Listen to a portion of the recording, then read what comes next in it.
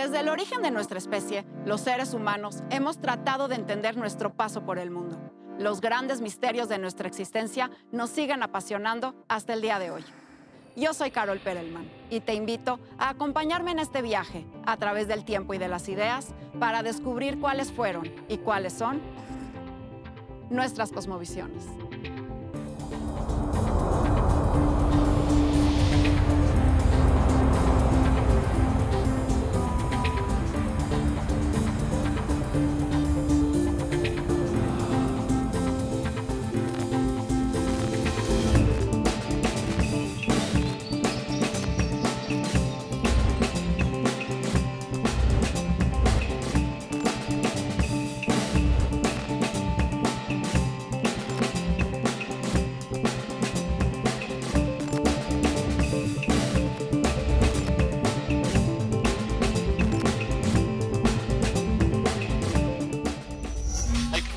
Papá. Sonideros, cumbiamberos, ¿dónde están? Esta es mi cumbia. Hay que trabajar, papá. Hay que trabajar, papá.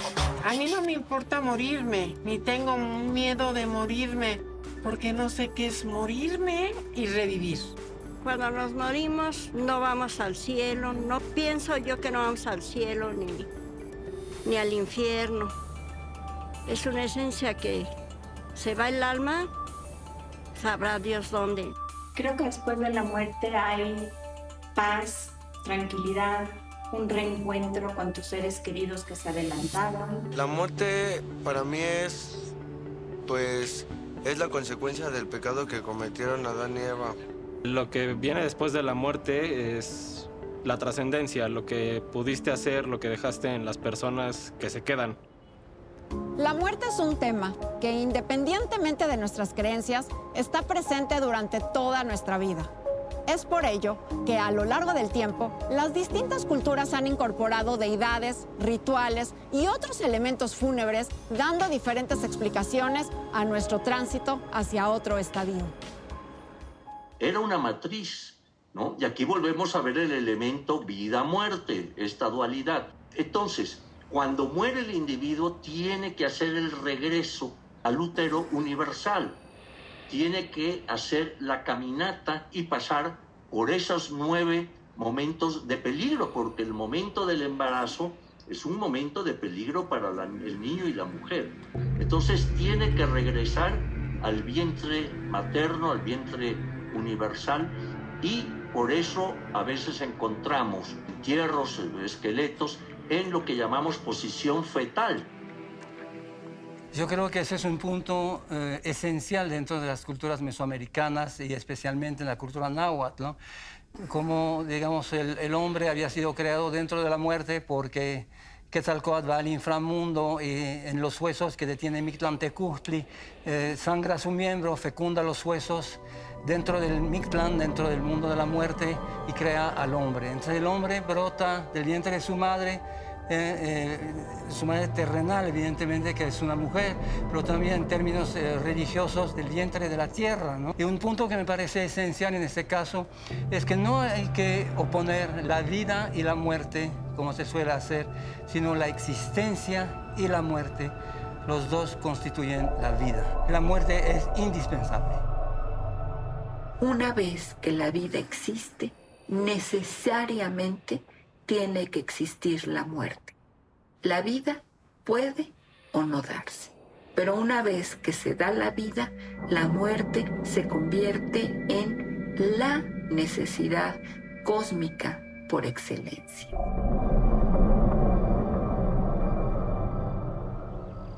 ¿Qué pasa después de la muerte? Las culturas antiguas tenían respuestas muy diversas sobre nuestro destino en el más allá. Eso sí, el lugar donde descansaban los muertos y las tareas que se les encargaban dependían de quiénes habían sido en vida y de la forma en que habían fallecido.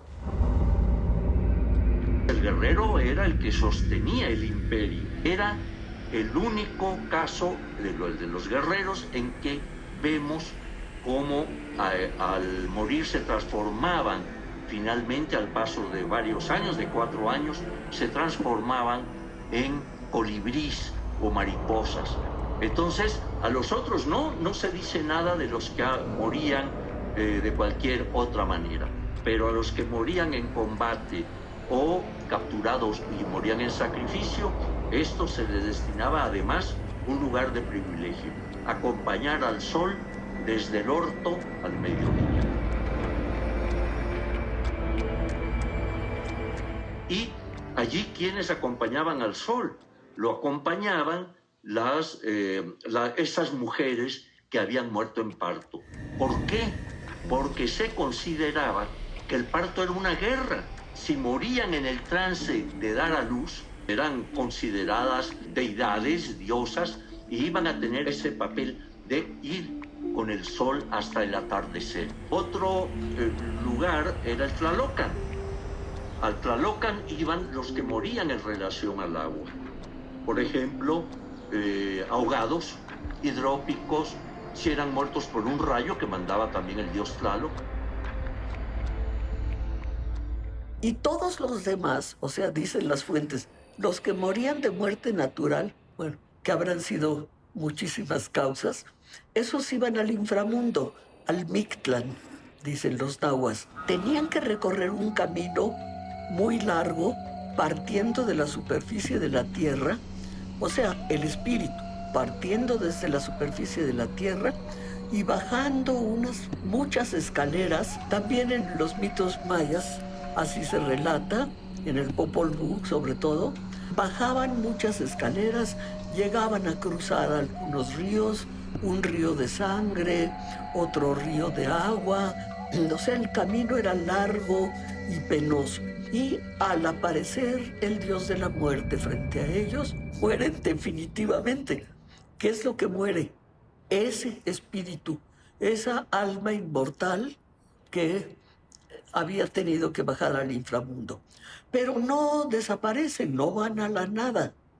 Mueren, pero quedan como un repositorio ahí en el inframundo para crear nuevos hombres, como lo dice el mito de Quetzalcóatl, que baja a buscar los huesos de los antepasados. Mictlantecutli y Mictlancíhuatl, señor y señora del inframundo, no son las únicas deidades vinculadas con la muerte. Encontramos códices y tallados en piedra también con otras manifestaciones sagradas que acompañan a los muertos y los juzgan. Cada una de estas deidades encarna la visión particular que los pueblos han tenido sobre la muerte. Entonces, la geografía del inframundo, y podemos verla en este Códice Vaticano A, se revela como un espacio al que para llegar se necesita que la esencia que está destinada a ir al Mictlán pueda atravesar toda una serie de peligros, ¿no? Esos peligros eran desde atravesar dos cerros que chocaban entre sí, ¿verdad? Y había la esencia destinada ahí, tenía que atravesarlos para que pudieran llegar a su destino.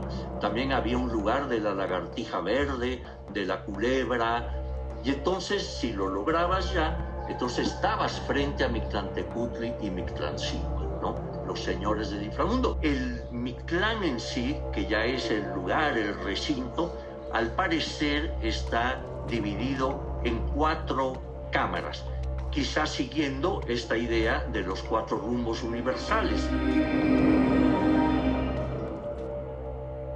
Existían una gran cantidad de deidades vinculadas con la muerte entre los nahuas.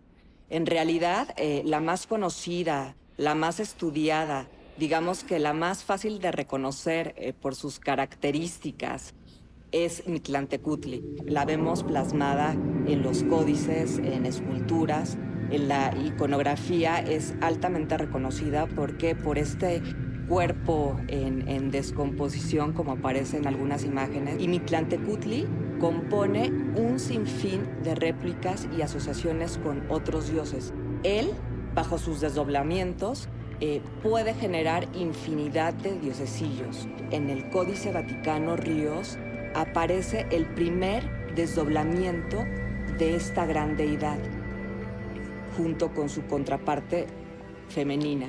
Y después también existen otros 4 desdoblamientos que estos están directamente vinculados a cada uno de los rumbos cardinales, con su contraparte femenina. Y de estos se pueden ir generando un sinfín de réplicas. Toda la geografía del Mictlán, en última instancia, es el cuerpo de este dios. Y todos los edificios, templos, las aparentes construcciones que hay, están hechas de la misma materia que el dios Mictlantecutli. En los techos podemos ver flujos de sangre, ojos estelares, huesos, lóbulos hepáticos, vesículas biliares. En el caso de Mictlantecutli y Mictlancíhuatl, pues hay muchas representaciones, algunas de ellas, digamos, arqueológicas, realmente impactantes, ¿no? Vemos, por ejemplo, en Veracruz, en un sitio llamado El Zapotal, está el señor del inframundo sentado en un trono, pero es una imagen maravillosa y está rodeado de ciguateteos, de mujeres diosas que murieron en su primer parto. Y los dioses del inframundo, tal y como los conocemos, por ejemplo, a través de los códices, plásticamente, se trata de seres que están en estado de descomposición. Son seres antropomorfos que están en estado de descomposición, digamos, en diverso grado de putrefacción, y que algunos, me parece, se refieren a este proceso como de destrucción, de putrefacción, hasta que quedan únicamente como huesos. Y a partir de ahí surge un proceso de renovación y de vida. Todas estas ideas son sumamente complejas, se pueden traducir como dioses de la muerte.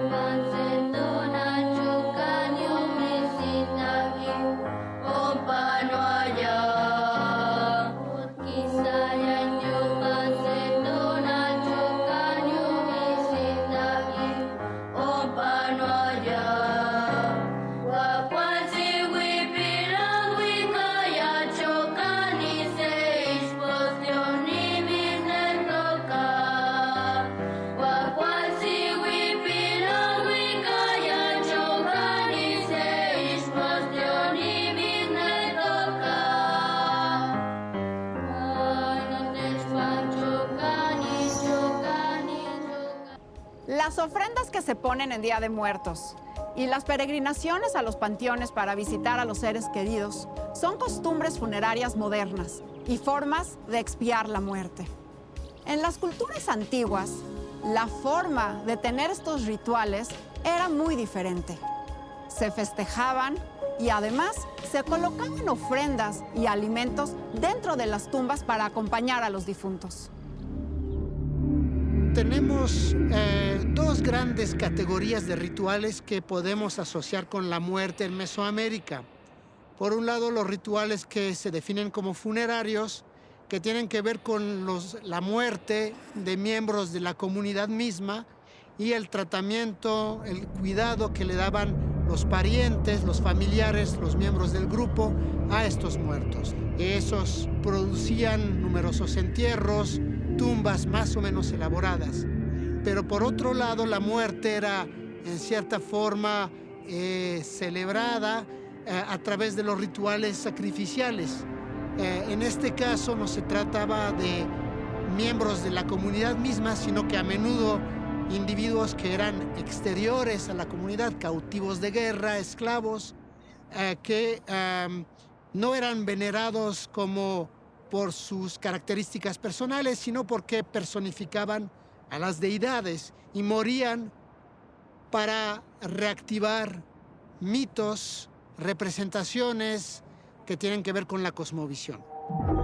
En las tumbas de Tiro en el occidente de México celebraban o llevaron a cabo una serie de rituales o acciones en torno a la muerte de una persona.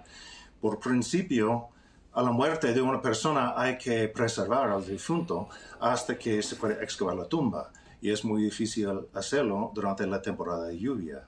Entonces es muy común, probablemente, que esperaron hasta la temporada de secas antes de excavar una tumba. Esto indica que hay que preservar el difunto hasta aquel momento. Es posible que había algún festejo asociado a la muerte antes de su enterramiento, pero también hay rituales dentro de la tumba.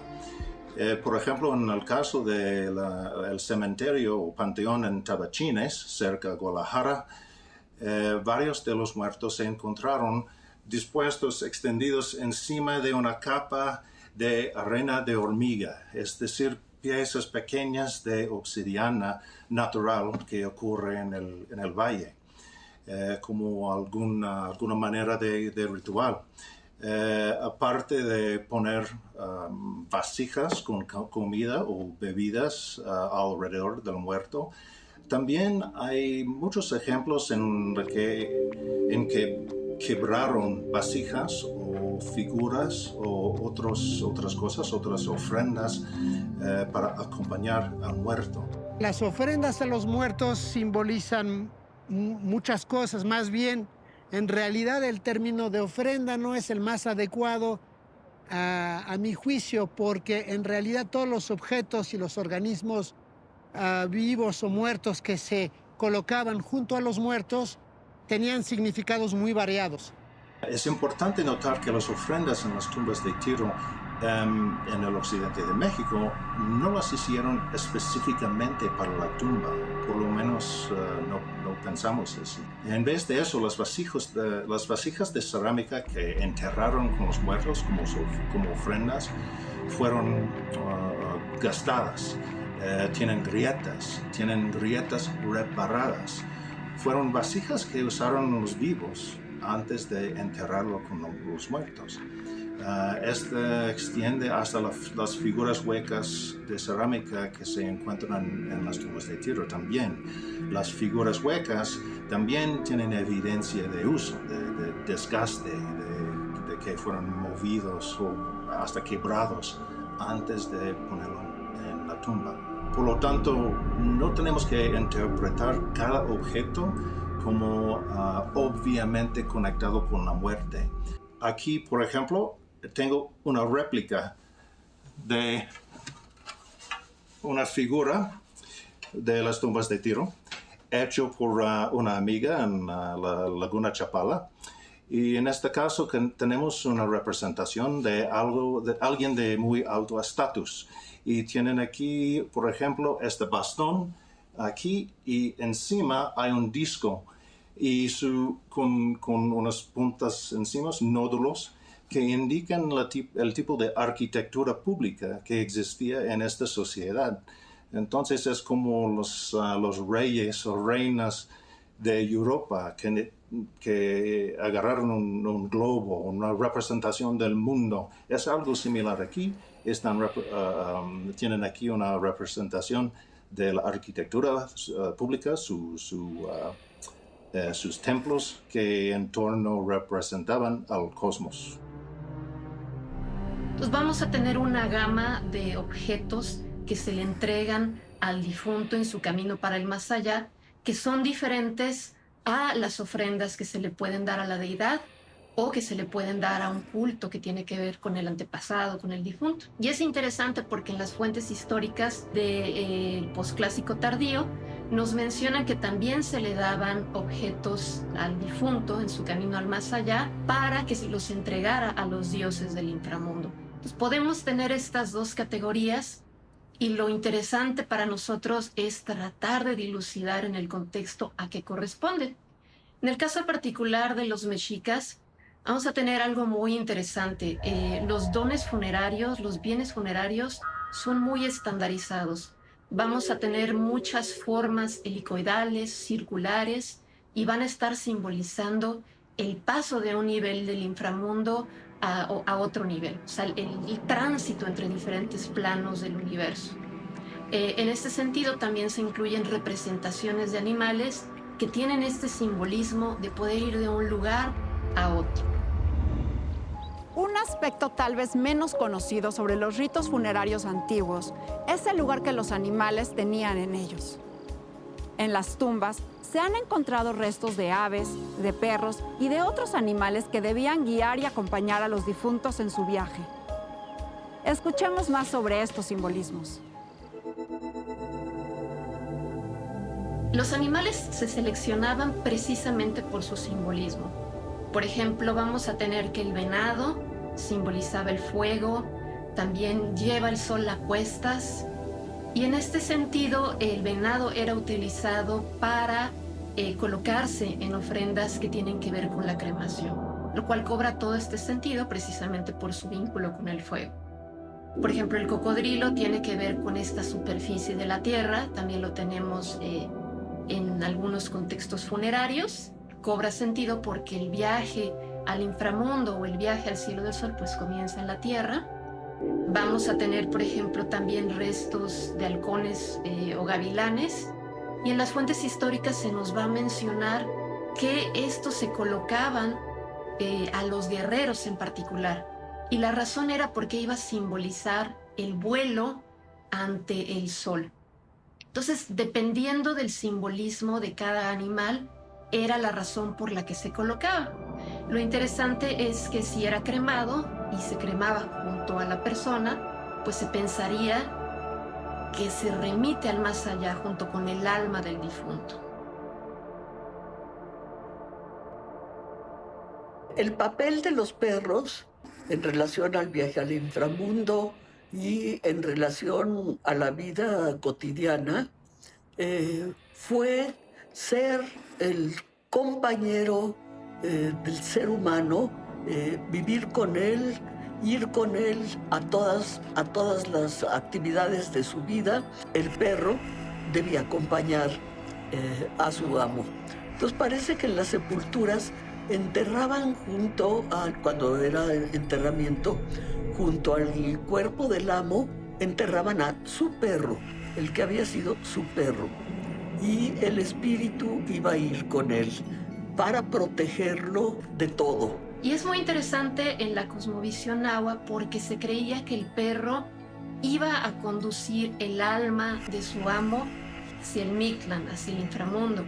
Lo iba a ayudar a cruzar en un paraje que se llama Chiconahuapan, que es un río, y justamente evitaría que su amo se ahogara, lo iba a cruzar. Pero el perro tenía que ser bermejo, es decir, de color rojizo, porque otro perro de otro color pues no serviría para este fin. Entonces, este acompañante lo llevaría porque es un guía del inframundo, porque conoce los caminos de la oscuridad.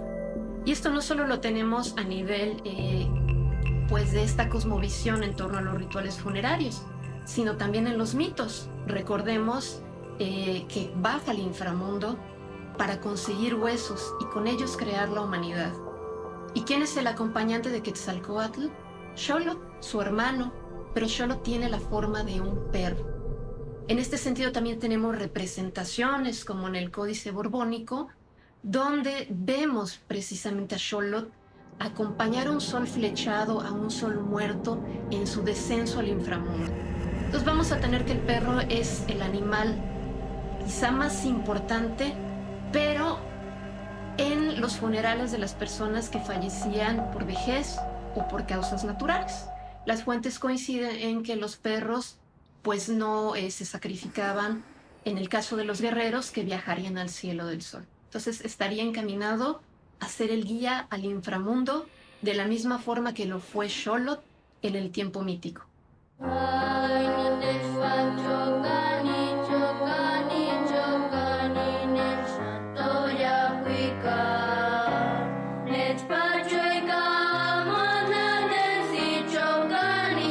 Semille,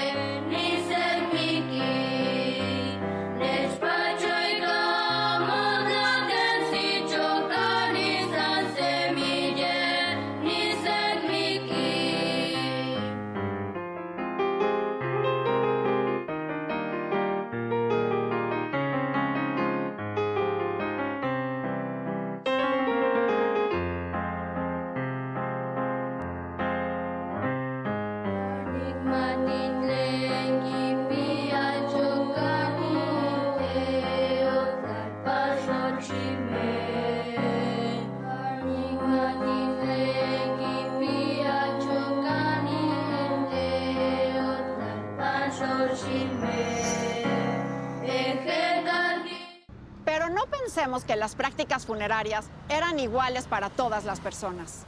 La condición social determinaba el tratamiento y los homenajes que se daban a la persona recién fallecida.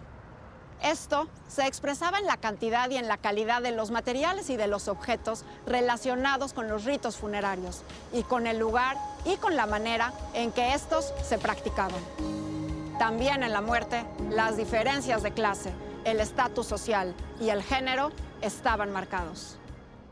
El tratamiento mortuorio era una forma de expresar la desigualdad social en las sociedades mesoamericanas, aunque esta representación de la sociedad era muy variada de una sociedad a la otra.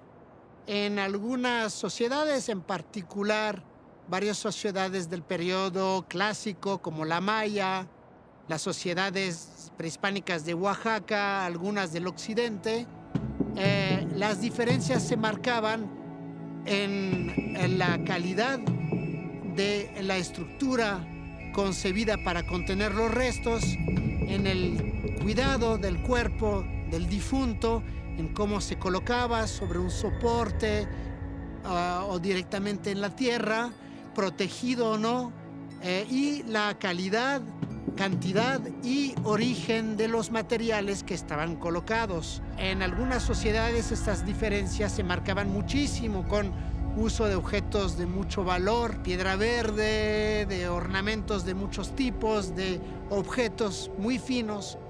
En otras sociedades, como las posclásicas, estas diferencias no eran tan marcadas y a veces un elemento más tenue bastaba para expresar el estatus del individuo en relación con el resto de la sociedad. Por ejemplo, la presencia de un atributo vinculado con el poder. Elementos vinculados con el jaguar, con el águila, podían de por sí expresar el lazo de esta persona con las esferas del poder. El Michoacán prehispánico, al igual que en distintas áreas del centro de México, como del altiplano guatemalteco, en el posclásico se empezó a dar una tendencia hacia el uso mayor de la cremación como ritual funerario. En Michoacán, propiamente dicho, este ritual no era difundido a toda la población. En realidad, la mayoría de los muertos eran enterrados, ya sea en fosas o en grandes ollas, pero no eran cremados. La cremación parece haber sido un ritual distintivo de la élite gobernante y de los guerreros muertos en el campo de batalla. Este tratamiento los vinculaba más todavía con su dios tutelar, que era Curicahueri, dios del fuego. El gobernante revestía características especiales. Era el Tlatoani, era el gran sacerdote de la religión, el sumo sacerdote, digamos, y por otro lado, era el gran capitán del ejército mexica. Entonces, cuando moría, era como si muriera el sol. Esto implica que los gobernantes difuntos eran el enfoque de ritos colectivos que involucraba a todo el pueblo de la comunidad. Como los gobernantes eran los mandatorios en su vida mientras que vivían, sus antepasados, sus abuelos, bisabuelos difuntos, eran de poder increíblemente importante para la religión de toda la comunidad. Eran el enfoque de ritos sobre el bienestar y fueron peticionados para lo que hacían falta la comunidad, como lluvia, protección. El hecho de que los gobernantes difuntos eran los padres de los gobernantes vivos, eso implica que los gobernantes vivos eran los intermediarios para interceder entre sus espíritus y la colectividad pública. También los huesos de los gobernantes sirvieron también como emblemas del poder político. En algunos sitios como Lambicheco, en el Valle de Oaxaca, por ejemplo, los gobernantes recogieron el fémur del esqueleto y lo usaban como bastón de mando después.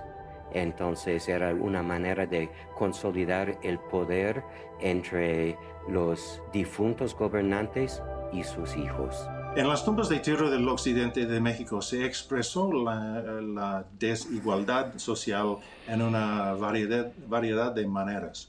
Hay lo obvio, lo que discutimos mucho son la presencia de objetos de lujo, la cantidad de objetos, de ofrendas, de vasijas o de figuras huecas o de conchas de la costa pacífica. Pero también la existencia de una tumba de tierra es algo importante, porque encontramos consistentemente que las tumbas más hondas y con más cámaras también tienen más figuras, tienen más vasijas, tienen más objetos de lujo.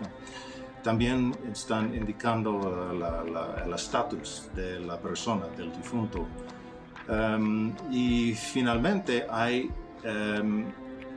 la presencia de la tumba en relación con otras cosas, con edificios. Por ejemplo, vemos que la mayoría de las tumbas de tierra se encuentran en panteones rurales, fuera de pueblos, fuera de comunidades de cualquier tipo, están en los márgenes. Y aquí se encuentran la mayoría de tumbas de estatus mediano abajo. Mientras que las tumbas de muy alto estatus se encuentran asociadas con arquitectura, especialmente dentro de los centros ceremoniales. Están asociando con la arquitectura circular que llamamos huachimontones. También hay el mero hecho de que alguien está enterrado en una tumba de tierra indica algo de estatus, porque la tumba de tierra es como un documento genealógico, y la habilidad de una familia de tener una tumba suficientemente grande para añadir, para poner más gente, generación después de generación, es un tipo de documento, documentando su presencia en un lugar y marcando que ellos son los dueños de este lugar. Si algo ha provocado la pandemia de COVID-19 es mostrar nuestra vulnerabilidad. Y aunque nuestras actitudes frente a la muerte han cambiado, persisten algunos elementos. Escuchemos ahora sobre las concepciones contemporáneas de la muerte y sus lazos y diferencias con el pasado. En tiempos prehispánicos, cuando moría una persona, había un duelo lunar, primero selénico, durante 80 días, durante los cuales, había llantos. Una vez por mes había rituales de todo tipo, pero sobre todo era una especie de ritual de lamentación, ¿no? Se exacerbaba el dolor de manera muy tanatológica en este caso, ¿no? Y en ese mismo momento, pasaban 80 días y empezaba el duelo que yo considero como solar. Cada año, durante 4 años, todo dependía de la manera en que había muerto la persona.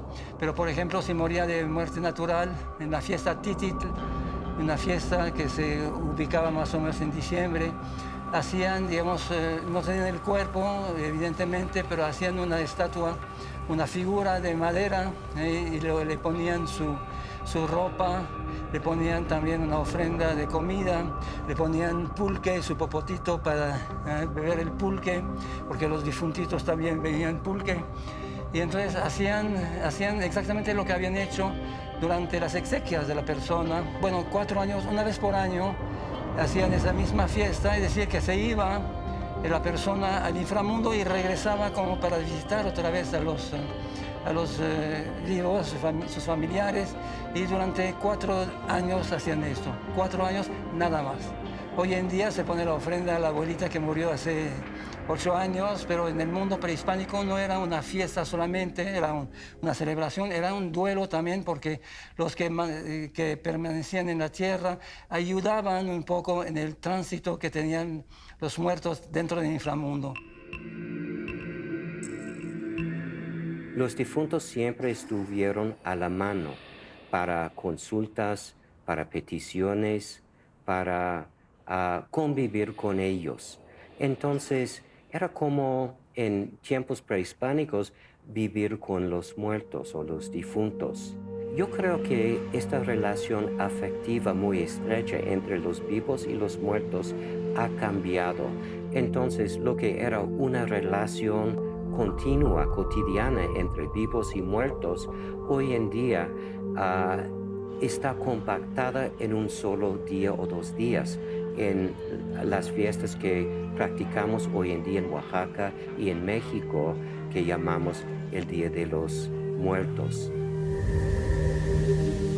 Se supone que cuando llegan los españoles, el tiempo de asentar su poder en Mesoamérica probablemente hizo que no desaparecieron de un tajo esas prácticas. Y de hecho hay ejemplos de sepulturas con características muy prehispánicas en las cuales aparecen objetos europeos, lo cual indica que hubo un periodo en que se mantuvieron ciertas prácticas y antes de pasar completamente a las normas funerarias católicas cristianas. Yo creo que en este caso el único reducto donde se mantiene, digamos, un elemento que podría tener un tenor prehispánico sería la fiesta de los días 1 y 2 de noviembre, Día de Muertos, ¿no?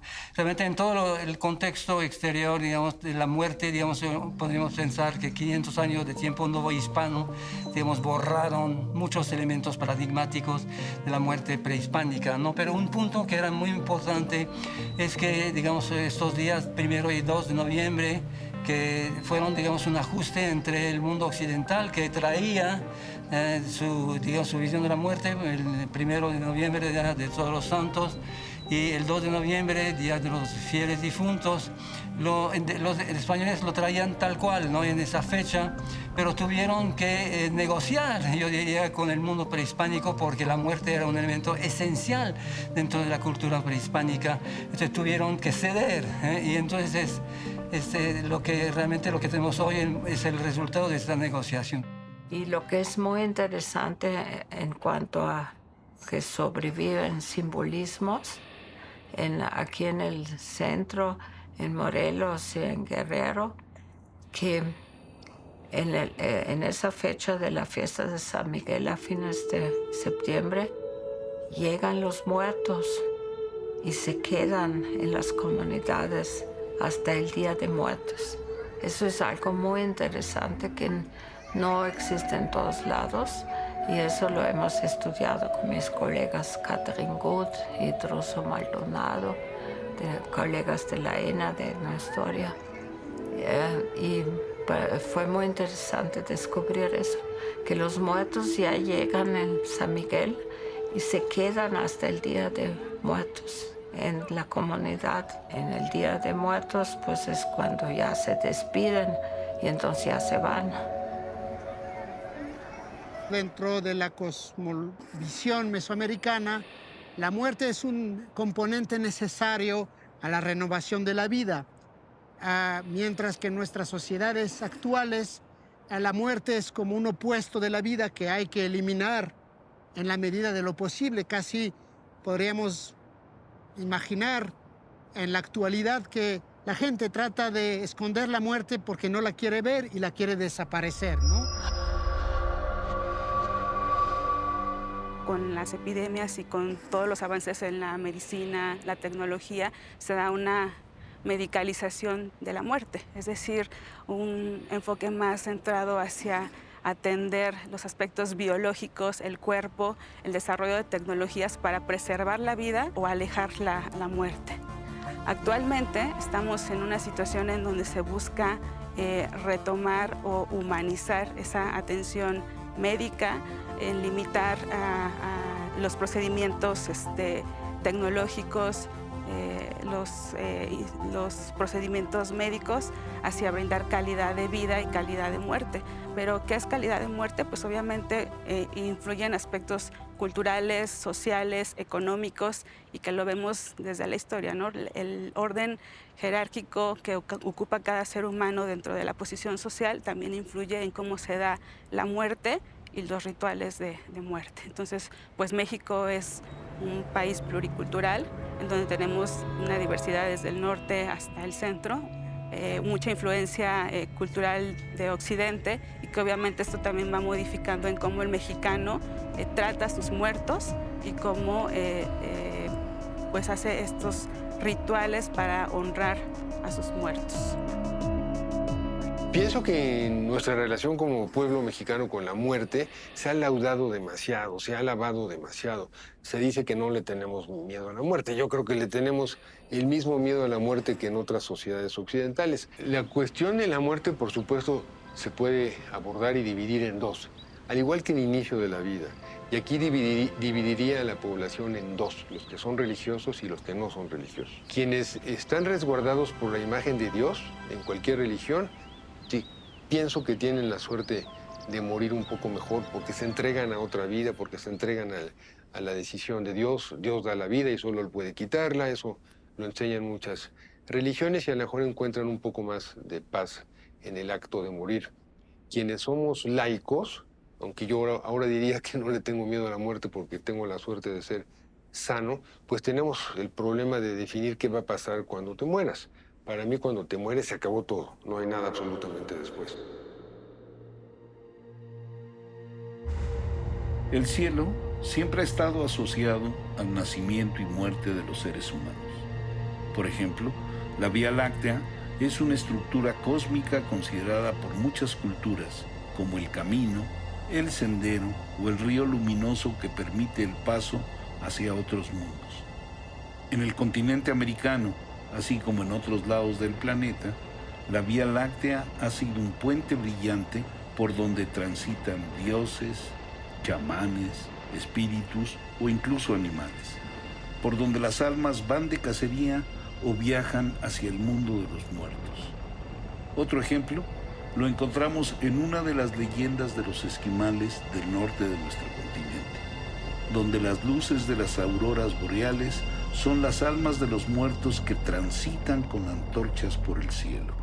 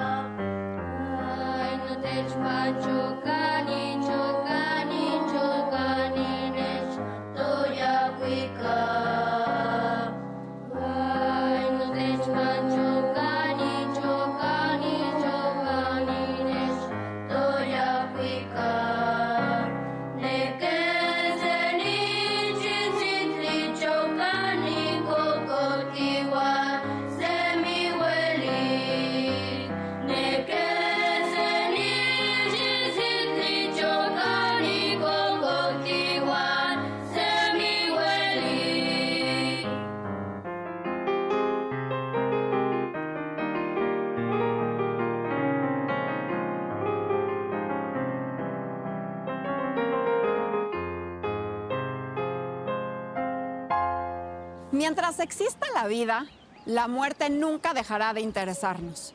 A través de los siglos hemos ideado métodos para lidiar con ella. En el próximo capítulo abordaremos un tema no menos fascinante: el lenguaje, el cuerpo y de qué manera nos conforman como seres sociales. Yo soy Carol Perelman y te espero en la próxima entrega de Nuestras Cosmovisiones. Pero antes, te pregunto, ¿cuáles son tus palabras favoritas? Mis palabras favoritas son perdón, amor, lealtad y resiliencia. Mis palabras favoritas son cariño, hermoso, mis nietos, mis hijos. Esas son mis palabras favoritas en mi vida ahorita. Mi palabra favorita sería empatía y comprensión. Mi palabra favorita es por vivir con la familia, ser alegres, tener amigos, no tener enemigos.